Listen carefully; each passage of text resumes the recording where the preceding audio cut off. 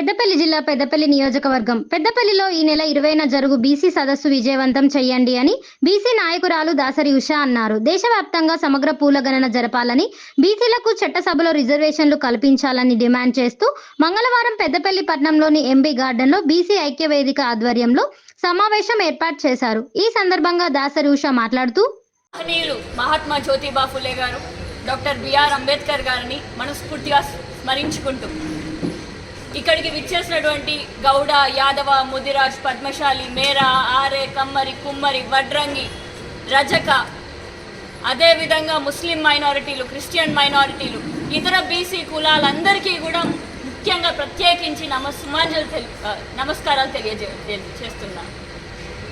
మరి ఏ రోగం వచ్చినా కూడా, ఎట్లాంటి జ్వరం వచ్చినా కూడా పారాసిటమాల్ ఒక్క గోళీతోటి నయమైపోతుంది. మరి బీసీలు వెనక్కి నెట్టేయబడ్డారు ఒక సమయంలో. కానీ ఇప్పటికీ కూడా 77 సంవత్సరాల తర్వాత కూడా ఇంకా వెనుకబడిన జాతుల లెక్కనే మిగులుతున్నాము అని అంటే మనం ఏడ నిల్చుంటున్నామో అర్థం చేసుకోవాలి. మనం ఎప్పుడు ఎదిగిన కులాలంగా మారుతాం.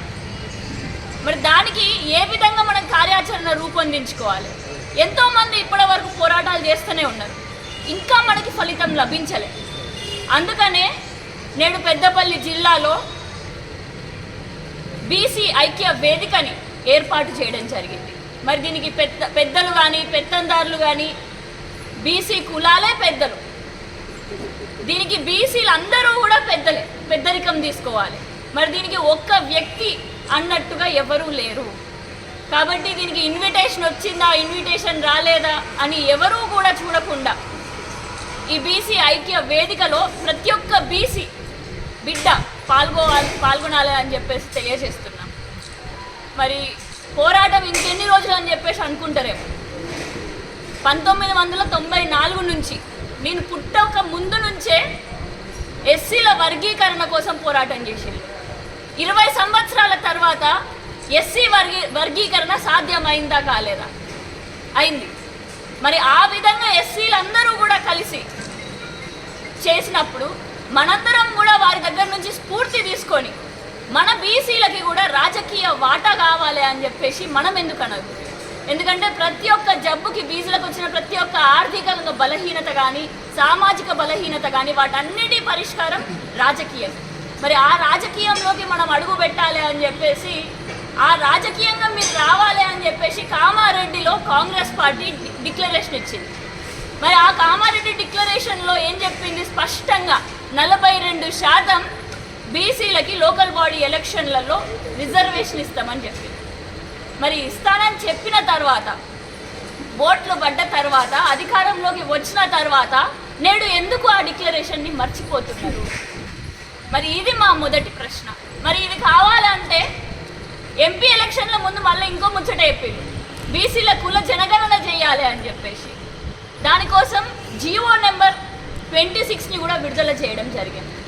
మరి ఒక జియో తీసిన తర్వాత ఇంకెన్ని రోజులు? మార్చి 15 రోజున విడుదల చేసినటువంటి జియో 26కి ఇప్పటి వరకు ఎందుకు మనకి రిజల్ట్ రాలే? ఎందుకంటే అదే కాంగ్రెస్ పాలకులకి నేడు చిత్తశుద్ధి.